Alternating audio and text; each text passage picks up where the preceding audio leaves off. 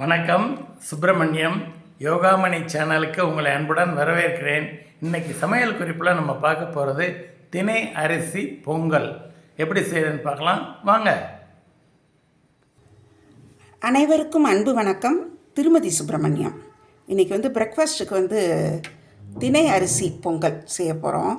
அதுக்கு பார்த்திங்கன்னா 1/2 கப் தினை எடுத்து ஒரு 20 மினிட்ஸ்க்கு மேலேயே சோக் பண்ணி வச்சுருக்கிறேன்.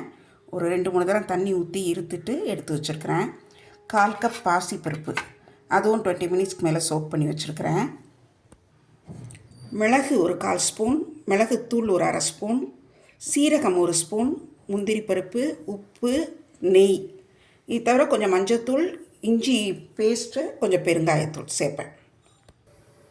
அடுப்பில் ஒரு ப்ரெஷர் பேன் வச்சு இந்த மிளகு பொடி, மிளகு, சீரகம் அதெல்லாம் அதில் போடுறேன். தீயை லோ ஃப்ளேமாக வச்சுக்கிறேன். அடுத்தது இந்த தினை அரிசி இதில் போட்டுடலாம். பாசிப்பருப்பு, ரோஸ்டட் முந்திரி பருப்பு, தேவையான உப்பு, 1/4 டீஸ்பூன் மஞ்சத்தூள், பெருங்காயத்தூள் கொஞ்சம்,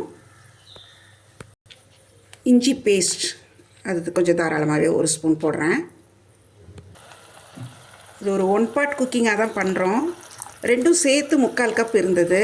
ஸோ நான் 4 பங்கு தண்ணி, ஒரு 3 கப் தண்ணி ஊற்றுறேன். ஏன்னா இது கொஞ்சம் நல்லா தண்ணி நல்லா அப்சார்ப் பண்ணும் இந்த தினை அரிசி அதனால் வேகிறப்போ நம்ம நல்ல குழைவாகவும் வேணும் பொங்கல்ங்கிறதுனால, ப்ளஸ் சீக்கிரம் இறுகிடும். அதனால தான் நம்ம தாராளமாக 4 பங்கு தண்ணி ஊற்றுறோம். குக்கர் மூடி விசில் போட்டுடலாம். விசில் போட்டுட்டு இது நல்லா குழைய வேகிற அளவுக்கு தாராளமாக விசில் வரட்டும். ஒரு 4 விசிலுக்கு மேலேயே வர வச்சேன். ப்ரெஷர் ஃபுல்லாக ரிலீஸ் ஆகிடுச்சு. திறந்து பார்க்கலாம். நல்லா வெந்திருக்குது எல்லாமே. இது எல்லாத்தையும் இதில் சேர்த்துட்டேன். தாளிதம் எல்லாமே 1 பாட் குக்கிங் தான். இப்போ கொஞ்சம் நெய் சேர்த்துக்கலாம். பொதுவாக இந்த மாதிரி பொங்கல் எல்லாத்துக்குமே கொஞ்சம் ரீஃபைண்ட் ஆயிலும் நம்ம சேர்க்கணும். எதுக்குன்னா நம்ம எவ்வளோ தான் நெய் ஊற்றினாலும் அது நெய் உறைஞ்சிக்கிறோம். அது உறையாமல் அதோட நல்லா சேர்ந்து நல்லா அந்த கன்சிஸ்டன்சி நல்லா இருக்கணும்னா கொஞ்சம் ரீஃபைண்ட் ஆயில் சேர்த்தா தான் நல்லாயிருக்கும். ரீஃபைண்ட் ஆயில் வாசனை இல்லாத ரீஃபைண்ட் ஆயில். இது இந்த டிப்ஸ் நீங்கள் எல்லாருமே நோட் பண்ணிக்கலாம்.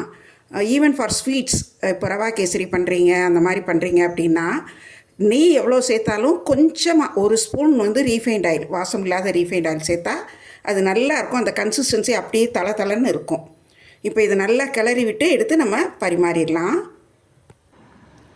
சூப்பரான டேஸ்ட்டில் நல்ல வாசனையாக தினை அரிசி பொங்கல் ரெடி ஆயிடுச்சு. இது ஃபாக்ஸ் ஸ்டைல் மில்லட்டுன்னு சொல்லுவாங்க. சிறுதானியங்கள், குறுதானியங்கள் நம்ம அப்பப்போ சாப்பாட்டில் சேர்த்துக்கிறது ரொம்ப ரொம்ப நல்லது. அதை நல்லா டேஸ்டியாக செய்யலாம். செய்து பாருங்கள். அதுக்கு தொட்டுக்கிறதுக்கு தேங்காய் சட்னி வச்சுருக்கிறேன். சாம்பாரும் நல்லாயிருக்கும். செய்து பார்த்துட்டு எப்படி இருந்துச்சுன்னு சொல்லுங்கள். இந்த வீடியோவை லைக் பண்ணுங்கள், ஷேர் பண்ணுங்கள். எங்களோட யோகாமணி சேனலுக்கு சப்ஸ்கிரைப் பண்ணுங்கள்.